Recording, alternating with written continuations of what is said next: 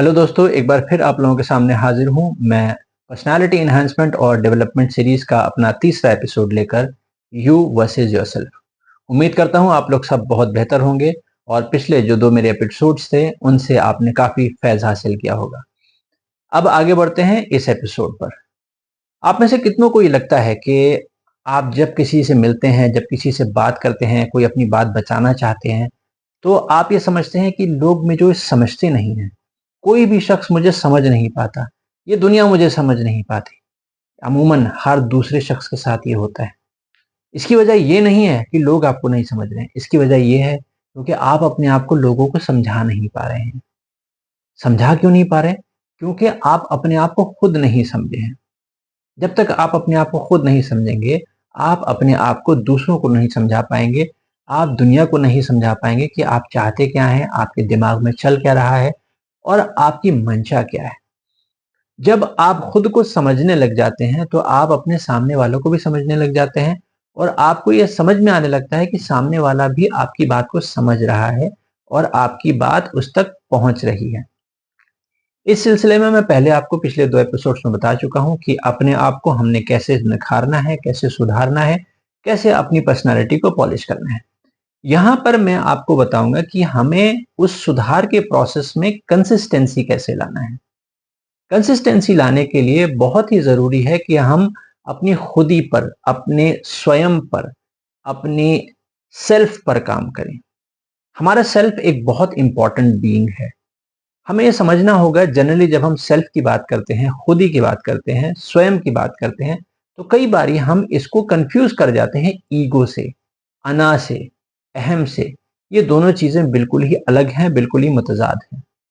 आपको ये समझना पड़ेगा कि ईगो जो है वो बड़ी डिस्ट्रक्टिव होती है इन नेचर और सेल्फ बहुत कंस्ट्रक्टिव होता है इन नेचर।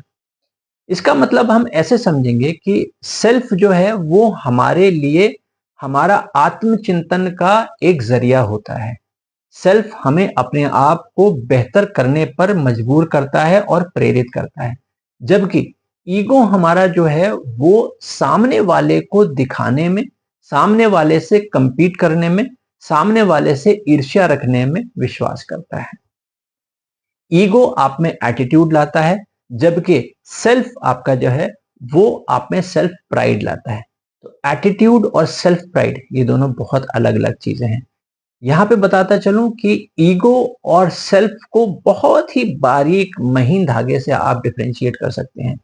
ईगो और सेल्फ बहुत ही नजदीकी तरीके से रिलेटेड हैं और जब तक आप इनमें फर्क नहीं करेंगे तो कब आपकी सेल्फ आपकी ईगो बन जाएगी आपको पता नहीं लगेगा। तो जरूरी है कि हम इस डिफरेंस को समझें। उस डिफरेंस को हम इस चार्ट के माध्यम से समझते हैं। ईगो जहां तक एक तरफ आपके एटीट्यूड को बिल्ड करता है, वहीं दूसरी तरफ सेल्फ आपके सेल्फ एस्टीम को डेवलप करता है। ईगो आपको यह बताता है कि you are the best, but self आपको यह बताता है कि you have to become the best version of yourself. Ego आपको जिद देता है, आपको जिद्दी बनाता है, लेकिन सेल्फ जो है वो आपको अंडरस्टैंडिंग बनाता है। जिसके अंदर ईगो आ जाता है वो अपनी बात को बालातर रखता है, वो अपनी बात के सामने किसी की बात को तरजीह नहीं देता है, नहीं सुनता है। लेकिन जो सेल्फ एस्टीम रखता है, जो अपने सेल्फ पे कंट्रोल रखता है, वो दूसरों के शूज में अपने आप को डालने की कोशिश करता है, वो एम्पैथेटिक होता है, वो अल्टीमेटली एक अच्छा इंसान, अच्छा ह्यूमन बीइंग बनता है। दोस्तों, जहां आपको लगने लगे कि आपका ईगो आपके सेल्फ के ऊपर हावी हो रहा है, तो एक बहुत अच्छी एक्सरसाइज है और थोड़ी अटपटी सी, फिर मैं कहूँगा थोड़ी अटपटी है, बहुत अच्छी एक्सरसाइज है। वो आप करेंगे तो तुरंत आपका जो ईगो है वो बिल्कुल ही डिस्ट्रॉय हो जाएगा और आप वापस अपने सेल्फ की तरफ तवज्जो देना शुरू कर देंगे। वो एक्सरसाइज क्या है? जब भी आपके दिमाग में ऐसा आता है, जब भी दिमाग में आपकी ईगो स्ट्राइक करने लगती है, आपको ये लगने लगता है कि I am the best, I am better than you, या mine thought is better than thine, ये सब जब भी ख्याल आते हैं तो एक काम करना है, अपने कमरे में जाना है, आईने के सामने खड़ा होना है और जिस प्रकार से आप इस दुनिया में आए थे उस प्रकार से अपने आईने के सामने खड़े हो जाएं। मतलब कि जिस कंडीशन में आप दुनिया में आते हैं और जिस कंडीशन से आपको दुनिया से विदा किया जाता है, उस कंडीशन में आप अपने आईने के सामने आ जाइए, अपने देह को देखिए, अपनी काया को देखिए। तब आपको अंदाजा होगा कि आप क्या हैं। आपकी देह, आपकी काया जो है वो आपके सामने, बिल्कुल सामने चरितार्थ होगी। आपको समझ में आ जाएगा कि आप किस चीज पर फूल रहे हैं, किस चीज पर आप घमंड कर रहे हैं, किस चीज पर आप इतरा रहे हैं। ये हमेशा रहने वाली नहीं है। हमेशा रहने वाली वो चीज है जो आपके अंदर है, जो आपकी सोसाइटी में रिफ्लेक्ट होगी। इसीलिए आपको पता है कि आईने के ऊपर एक बड़ा अच्छा शेर कहा है किसी ने कि आईना ये तो बताता है मैं क्या हूं, लेकिन आईना इस पे है खामोश कि क्या है मुझ में। अपने अंदर टटोलना है, अपने आप को देखना है, अपने अंदर कुरेदना है और अपनी आग में खुद जलना है और अपने आप को एक अच्छा इंसान बनाना है। सेल्फ इसमें हमारा बहुत ही काम आता है। सेल्फ की जब हम बात करें तो सेल्फ में हमारा self esteem, self care, self love और दुनिया भर की चीजें जो सेल्फ हमारा हमारे लिए करता है वो शामिल होती हैं। आपका सेल्फ आपसे बहुत सारे काम करवाता है। जब आप सेल्फ केयर करेंगे, अपने आप की केयर करेंगे, तो आपको लगेगा कि आपको अपने आप से मोहब्बत करनी है। जब आप अपने आप से मोहब्बत करेंगे तभी आप दुनिया से मोहब्बत कर पाएंगे। और यदि आपको अपने आप से मोहब्बत है तो अपने आप के ऊपर आप मेहनत करेंगे। जब आप आईने में अपने आप के सामने देखेंगे कि भाई मेरा शरीर बेडौल हो रहा है, मुझे फिट होने की जरूरत है, तो आप अपनी फिटनेस पे ध्यान देंगे और अपने आप को थोड़ा तकलीफ देकर, कष्ट देकर अपने शरीर को सुडौल करेंगे। आपको अगर ये लगता है कि मेरा वाणी ठीक नहीं है, मेरा बोलने का तरीका ठीक नहीं है, आप उसको समझेंगे। अगर आपको खुद से मोहब्बत है तो आप अपने आप को एक अच्छा इंसान बनाने की कोशिश करेंगे, अपनी वाणी में मिठास लाने की कोशिश करेंगे, अपनी बोली में मिठास लाने की कोशिश करेंगे। वैसे ही अगर आपको लगता है आपका लोगों के साथ रवैया, आपका लोगों के साथ व्यवहार अगर ठीक नहीं है, आप खुद को पसंद नहीं आ रहा है कि भाई लोग अगर मुझे इस तरीके से बात करते हुए, इस तरीके से व्यवहार करते हुए देखेंगे तो लोग मुझे पसंद नहीं करेंगे। अगर आपको खुद से मोहब्बत होगी, आपको सेल्फ लव होगा, तो आप उसको सुधारेंगे। आप उसमें ऐसे चेंजेस लाएंगे कि लोग आपको पसंद करें ताकि आप अपने आप को पसंद करने लगें।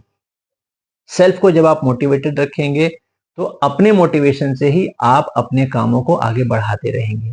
आप अपनी पर्सनालिटी डेवलपमेंट की जर्नी में आगे से आगे बढ़ते रहेंगे, नई नई चीजें सीखते रहेंगे और अपने आप को मोटिवेट करते हुए अपने सेल्फ को स्ट्रॉन्ग करेंगे। और यहां मैं बता दूं आपको कि सेल्फ अगर आपका मजबूत हो जाता है तो वो आपके सबकॉन्शियस को रिवाइव करने में, उसको सही से टोन करने में बहुत मददगार साबित होता है। सेल्फ का अपने सबकॉन्शियस पर बहुत ही इंपॉर्टेंट कंट्रोल होता है।